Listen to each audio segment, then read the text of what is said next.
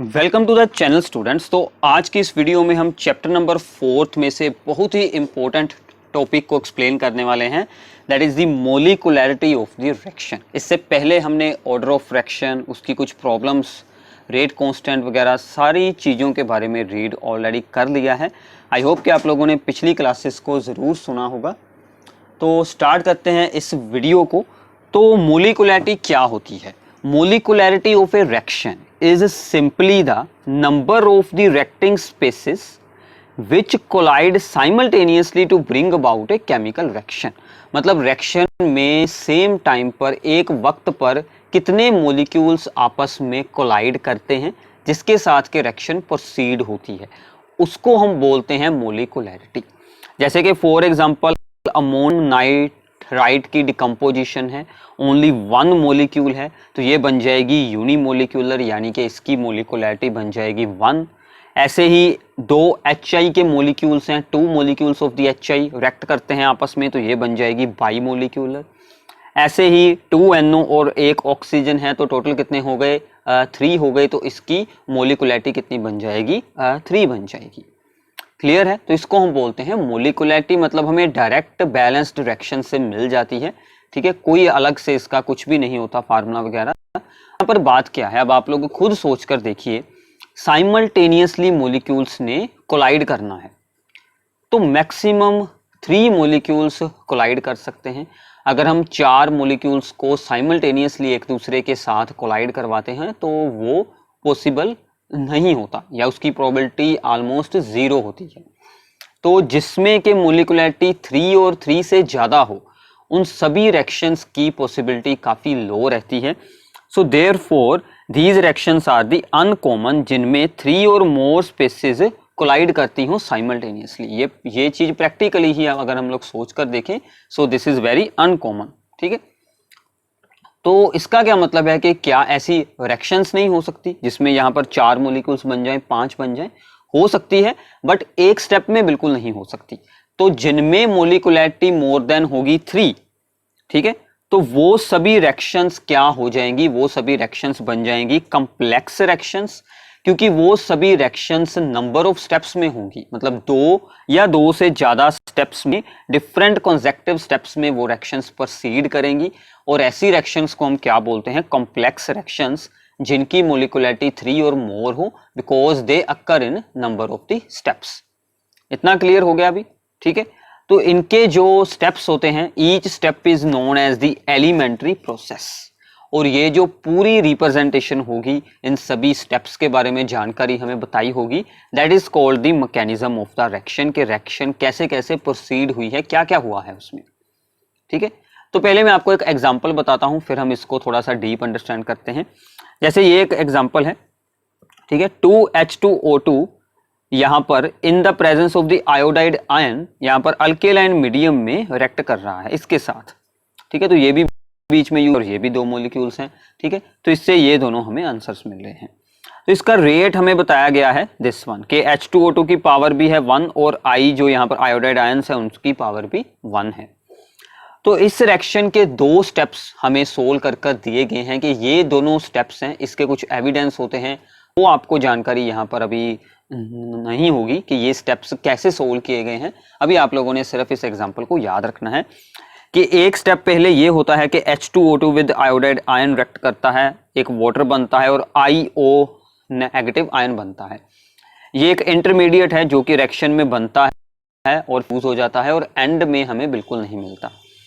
और फिर यही बाद में दूसरे H2O2 के साथ हमने 2 H2O2 यूज किए थे, उसके साथ रिएक्ट कर एक और water with iodide ion and oxygen बना देता है, और आयोडाइड आयन जैसा यूज हुआ है वैसा ही बन जाता है, और ये जैसा ही बना था वैसा यूज हो गया, तो ये दोनों हट जाएंगे, ओवरऑल रिएक्शन हमें यही मिल जाएगी। ठीक है, अब जब रिएक्शन के ऐसे 2 स्टेप्स बताए होते हैं, इस पूरी डिस्क्रिप्शन को हम बोलते हैं मैकेनिज्म ऑफ रिएक्शन।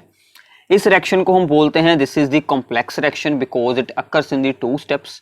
और ये ईच स्टेप क्या है? This is the elementary process. ये एक एलिमेंट्री प्रोसेस है, एलिमेंट्री प्रोसेस या फिर एलिमेंट्री रिएक्शन हम इसे बोल सकते हैं। क्लियर है? अब जब स्टेप्स होते हैं रिएक्शन में, ठीक है, हर एक स्टेप का रेट अलग हो सकता है। जो उनमें से स्लोएस्ट स्टेप होगा क्योंकि अगर ये स्लोएस्ट स्टेप प्रोसीड करेगा, इसको बनाएगा, तो आगे यूज हो पाएगा। आगे वाला चाहे जितना मर्जी फास्ट हो, जब तक उसे यहां से ही ये वाली चीज ना आए तो वो आगे हो ही नहीं पाएगा। क्लियर है? तो slowest step is the rate determining step. ठीक है, तो जो रिएक्शन में स्लोएस्ट स्टेप होता है, हमें रेट ला यानी कि रेट उसी पर ही डिपेंड करता है। तो हमने जो रेट ला यहाँ पर एक्सपेरिमेंटली बनाते हैं वो एक्चुअल में स्लोएस्ट स्टेप से ही बनता है। तो स्लोएस्ट स्टेप में H2O2 और आयोडाइड आयन थे, तो उनके अकॉर्डिंग इनकी पावर हमने रख दी 1 1, क्योंकि यहाँ पर था 1 1। तो यहाँ से अब जो बात आप लोगों ने याद रखनी है कि स्लोएस्ट स्टेप से रेट बनता है। Slowest step is the rate determining step, और रेट ला से आप लोग स्लोएस्ट स्टेप सोल्व कर सकते हैं। ठीक है, तो ये बात आप लोगों ने याद रखनी है कि थ्योरेटिकली अगर हमारे पास किसी रिएक्शन का मैकेनिज्म हो तो हम उसके स्लोएस्ट स्टेप से रेट ला बना सकते हैं, जो कि एक्सपेरिमेंटली डिटरमिन होता है। हम उसको मैकेनिज्म के स्लोएस्ट स्टेप से भी सोल्व कर सकते हैं। क्लियर है अभी अब? ठीक है, तो ये होती है मोलिकुलैरिटी। अब हमें मोस्टली क्या होता है कि यहाँ पर ऑर्डर ऑफ रिएक्शन और मोलिकुलैरिटी में थोड़ी बहुत कंफ्यूजन हो जाती है, तो उसी के लिए हम इन दोनों में डिफरेंस रीड करेंगे।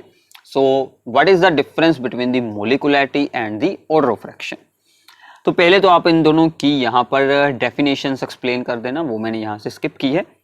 उसके बाद है molecularity is applicable only for the elementary reaction, क्योंकि कॉम्प्लेक्स रिएक्शन के लिए इसका कोई यूज नहीं है, क्योंकि उसमें तो अलग अलग स्टेप्स होंगे, तो हर एक स्टेप के लिए हम लोग अलग से मोलिकुलैरिटी सोल्व कर सकते हैं। ठीक है, order is applicable to elementary as well as the complex reaction. Order तो सभी पर अप्लाई हो जाता है, क्योंकि वो तो रेट लॉ से मिलता है। ठीक है, रिएक्शन में कितने मॉलिक्यूल्स हैं उससे तो हमें कुछ नहीं फर्क पड़ता। It is a theoretical concept, ये मैंने आपको ऑलरेडी बताया था। It is a experimentally determined.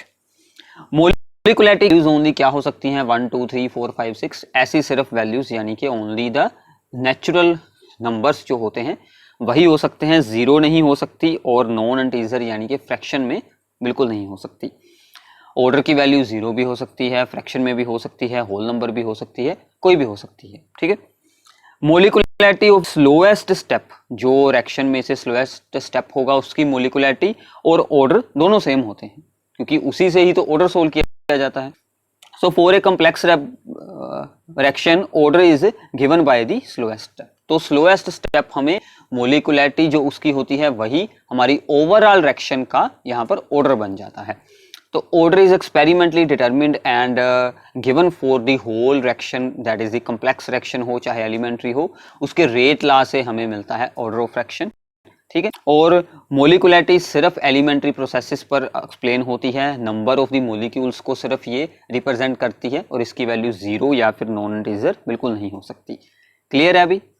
Okay है, ये एक सिंपल सा टॉपिक था, पर आप लोगों के लिए काफी इंपॉर्टेंट है for the examination point of view.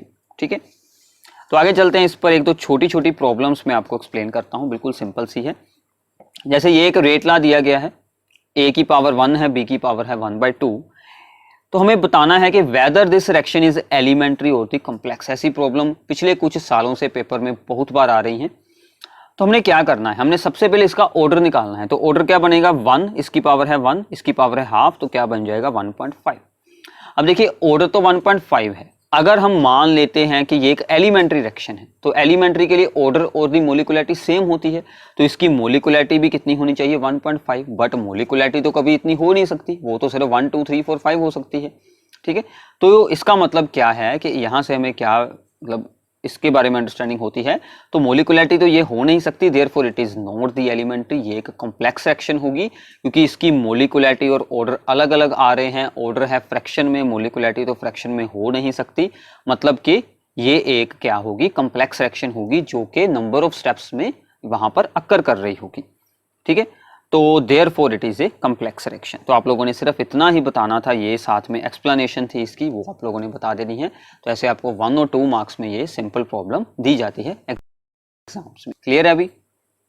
ठीक है, एक और छोटी सी प्रॉब्लम है इस पर।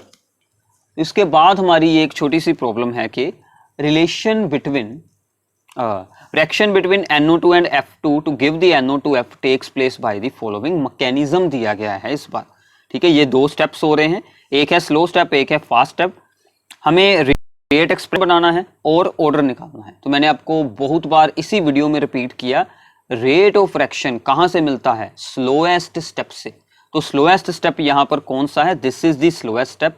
तो इसके अकॉर्डिंग हमें रेट बना देना है। तो रेट हमारा क्या बनेगा?